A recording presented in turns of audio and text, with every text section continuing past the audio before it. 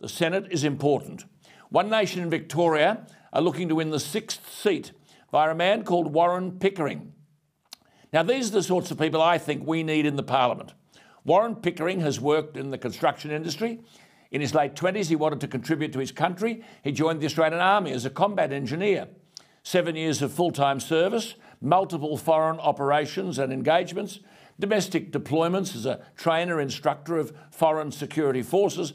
He then transferred to the Army Reserves, worked in the coal industry in central Queensland. But he vocalised his discontent with the COVID vaccination mandate implemented by the company which employed him, and he was stood down. But he said, "I've always felt an inherent sense of moral obligation as both a parent and citizen of our country to stand in the face of injustice and mismanagement of our children's future." Well, this bloke Warren Pickering is an outstanding Senate candidate on Saturday in Victoria. He said he intends to represent working class Australians who've been too busy working hard to engage in political dialogue. He joins me. Warren, thank you for your time.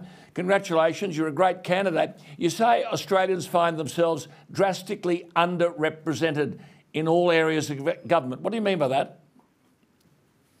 Yeah, fair. Thank you for the opportunity, Alan. I absolutely believe that we're currently under the representation of career politicians whom claim to have the working class or regular working Australians' best interest at heart, whereas I think the last couple of years it's become abundantly clear that that's just not the case.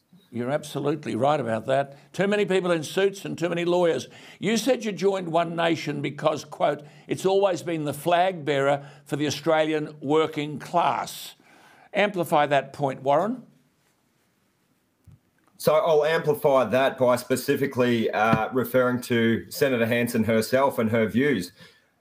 I feel like she's always had a finger on the collective pulse of working class Australia. So she's able to, anytime a new topic comes up in the news, rather than like the majors sit on the fence or dilly-dally and wait to see which way public opinion falls before making a statement or choosing a side, so to speak, Senator Hanson knows she's got a finger on the pulse of working class Australia. So she's able to express her own opinions vocally straight away with a fairly reasonable understanding that most Australians will get behind her and her opinion. Good on you. Absolutely right. Look, I was interested to note your point about fuel security.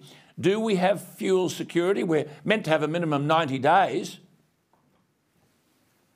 I don't believe we do, no. I'm of a generation, so I was born in 82, so I'm coming up to 40 years now. Some people might consider that a bit young. However, I think it's to our testament.